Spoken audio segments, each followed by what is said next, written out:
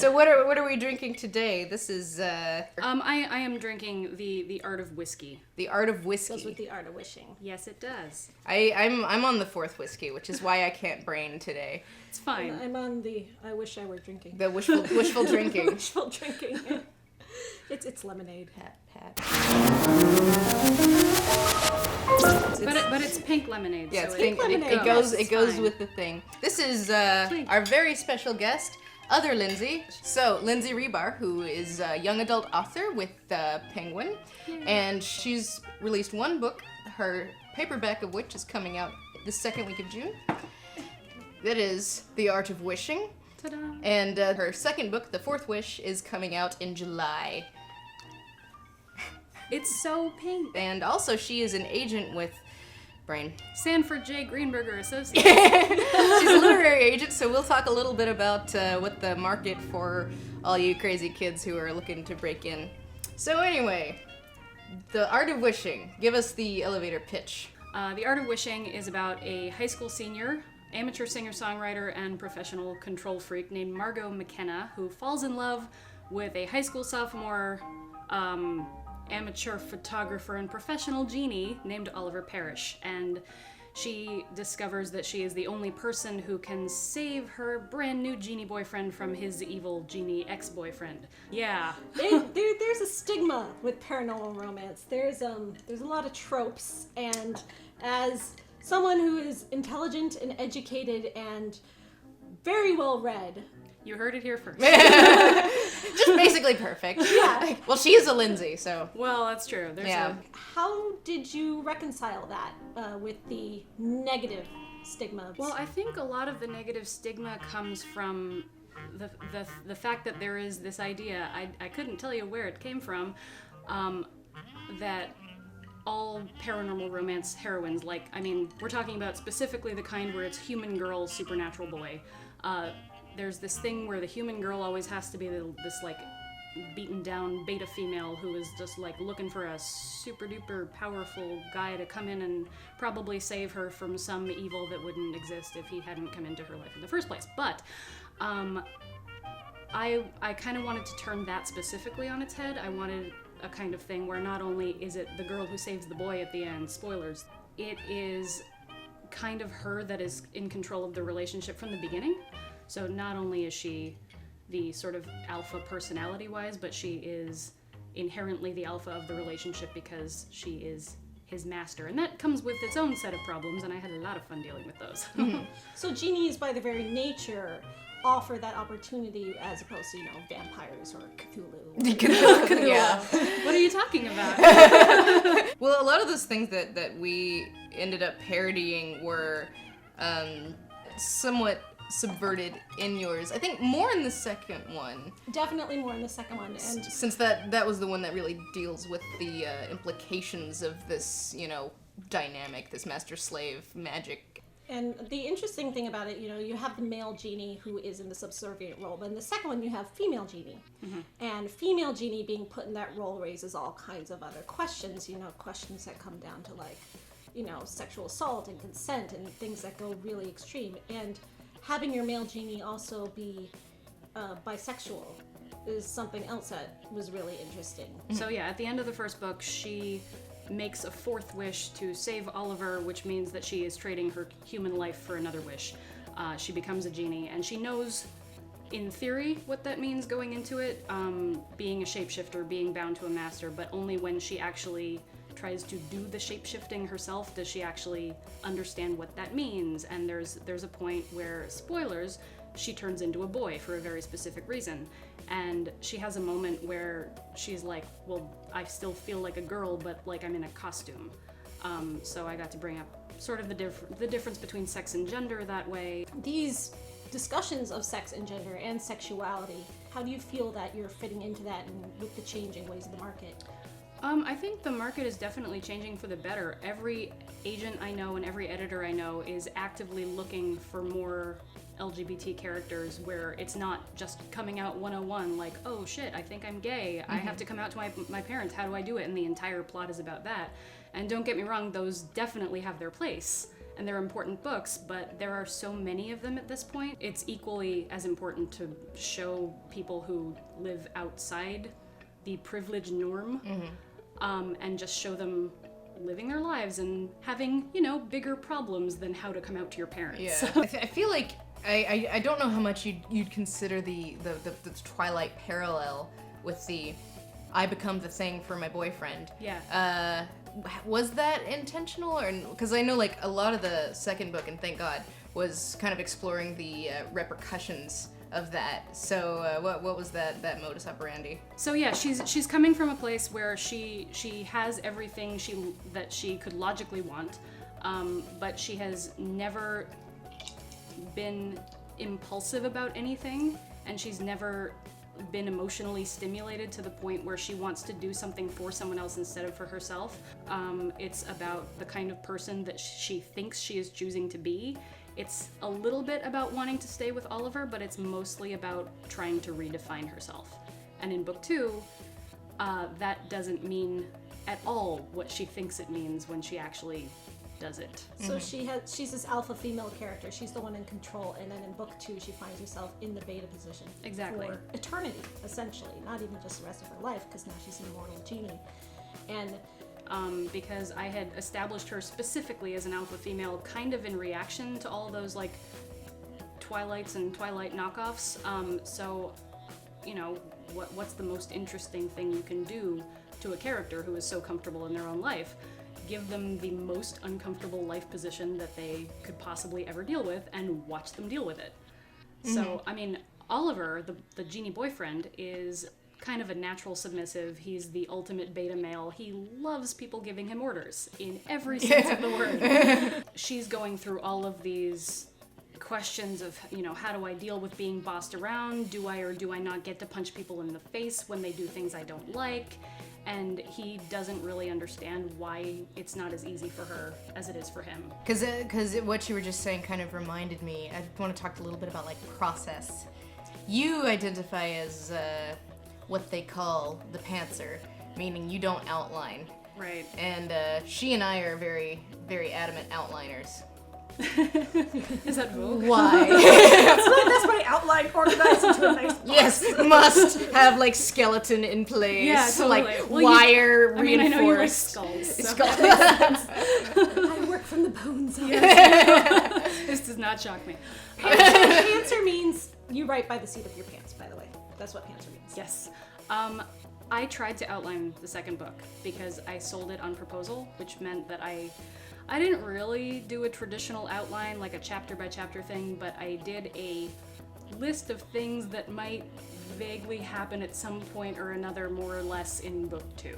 I tried to write to that, and it screwed me up, and it probably set me back by like 6 months, because my favorite part of drafting is that I like to be surprised.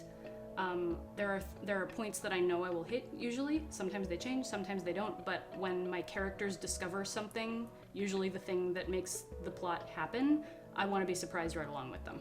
But you were querying it in 2011. And so we talk a lot about, like publishing, despite being so incredibly slow, like the market and the demand for everything changes so radically, like every single freaking year. Well, first off, you queried a paranormal romance in 2011. When that thing was already kind of like, So, yeah, that was not the first book that I queried. The first book was a thinly veiled Harry Potter fanfic type thing with a lot of werewolves and also forbidden magic.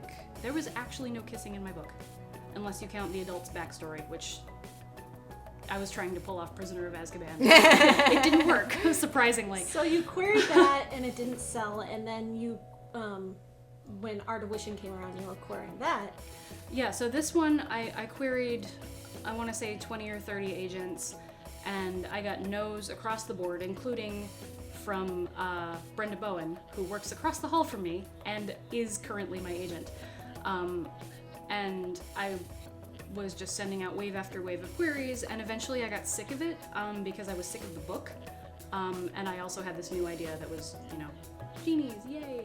So I focused on writing that instead and kind of let the spellcaster's wolf drop off. I know. Oh. Next question. Why didn't you get an agent, Lindsay? No. Yes. I want a world with the spellcaster's wolf in it. You can't. Oh. You cannot have it. You say Brenda works across the hall from you. Literally. Where do you work? Hey, I am a literary agent by day, and I work at Sanford Greenberger Associates, which is a mid-sized agency downtown. Sanford Greenberger is an agency that's been around for over 70 years, and we've got Kafka, we've got The Little Prince, we've got Dan Brown, we've got a lot of fantasy and a lot of picture books and YA as well. So, but mostly kids' books. So here's a question. If Sarah Ellenson had queried you straight up, Yeah. like what Yeah. would your feel have been? My feel would have been, how long do I have to wait to post about this on Twitter without her finding out? But would you have Forever. been... She's a compulsive self-Googler, so you Oh, could so never she do it. would have found Yeah. out about it. Yeah. Okay. And then she would have written an angry blog post about it. Yeah, Oh, that's how she yeah. rolls. And then I would have She felt would have really like guilty. she Send got her really mad fans on you. on On, you. yeah, she'd go on yeah. Goodreads. I know get she everyone. has fans. She has a lot of so- fans. Yeah. Would you have been an appropriate agent for her to query? If she hadn't been, That depends on how she was. If she was querying it as a straight up paranormal romance, no, because while I really like that genre, I'm not looking for it right now because it's not really selling. If she was querying it as a satire, then absolutely, yes. She doesn't Damn. know what satire means. That's the problem. well, that was one of our discussions. We'd actually kind of wished in retrospect that we'd made it more overtly satirical because like the one publisher we did talk to was like, this is a little too subtle, It's Cthulhu. How is that subtle? Please But tell he me. wanted it to be parody. like got Nightlight, it. Like Nightlight, like which I loved, Harvard actually. Man. Poop jokes and Yeah. that kind of thing. Okay. Which we wouldn't have wanted to do, but it could have stood to be more satirical because Yeah, a that's lot of people didn't fall for it. Like a lot of well, we don't want to talk about that. Anyway. Given how the market is changing very quickly, do you have any advice for people who may be thinking about querying within the next, year or so?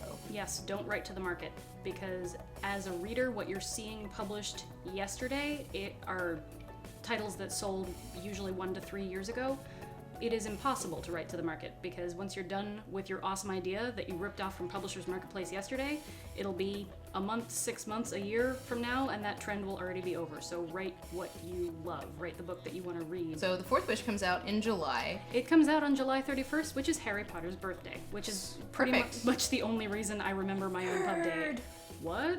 I I don't know what you're talking about. I will be celebrating by... I just wanted to let everyone know how many skulls we moved in order to film this and it not be weird. This is There my are so home, many by the way. skulls. There are so many skulls, it's a little bit amazing. So many skulls off screen right There's now. a They got shelf moved because we're that's talking missing about skulls. genies. It seems as time goes by and the internet gets more internety, it seems to be getting more and more difficult to make a living off of writing. Do you have anything to say to that, especially I guess in relation to your own aspirations? My own I'm still trying to figure out what my own aspirations are. Well, you'd just like to But- be able to make a living off writing, right? Yeah, I would like to, but I also like agenting. So, I mean, get a day job that you like and don't quit it until you are absolutely sure that you can. I mean, I get stuff like that too, where people are like, I want to quit my day job and do internet things. I want to do internet video, and it's like, it takes a while. Do internet video and then quit your day job. Yeah. Save up a nest egg, live off that while you're pursuing your and artistic dreams. I mean, also figure out if it's something you definitely want to do. Yeah, 'cause like writing blows. I don't get why people write. I mean, I like. There are a lot of people who are like, I don't like writing. I like having written. I don't like looking forward to writing. I don't like the process of sitting my ass down in the chair and trying to be like, all right, write some words.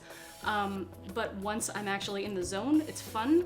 And I'm 3 books in, and I know that now. But there was a time, like circa mid book 2, when I was on the 17th version of the plot, I was like, this is terrible. Why did I ever want to do this?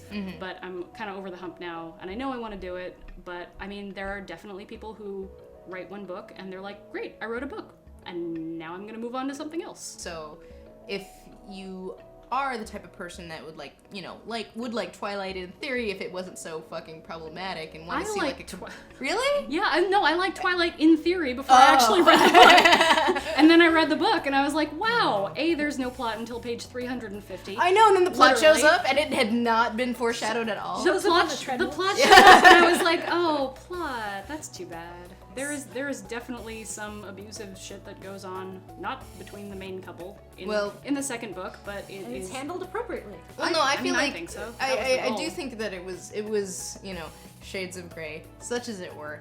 That it you dealt with the implications, but it didn't really take sides, and that was what especially about the second book, we're not spoiling because it's not out yet. And of course, leave your comments at Shay Apocalypse because that's where we read them, because it's a lot of websites to keep up with that we post at. So anyway, I'm gonna get my fourth. This is the fifth whiskey. The fifth whiskey. So yeah, because in case we ever follow Margot's adventures in college. I wish. So thank you so much for coming. My pleasure. It's been a joy. This has been really fun. Yeah, it's been a joy talking to you. And the Fourth Wish comes out in paperback on June 14th. No, in hardcover. That's oh, the okay. advance copy. Sorry, I'm the fourth whiskey. Okay. Let's Well, start over. she's had a lot of whiskey, so The Art of Wishing comes out in paperback on June 12th, which is the day before my sister's birthday. Look at this lovely read. Yeah, it's so blue. And the Fourth Wish comes out in hardcover on July 31st. Hey. It comes out on July 31st, which is Harry Potter's birthday. So those are both very easy to remember. And ooh, it's so pink. We love pink. Good, I'm glad. If you didn't follow us reading, of course you can check out The Art of Wishing and The Fourth Wish. Both are, I guess a much more grounded paranormal romance. It's not morose and moody, but it is. It does deal with a lot of the implications of the paranormalness, which a lot of YA paranormal romances tend to forget to do. So if that interests you, please check it out. And thank you so much for coming. Yay, Cheers. Thanks for having me. Cheers again. Ooh. Get your lemonade. Cheers. Whiskey. Whiskey.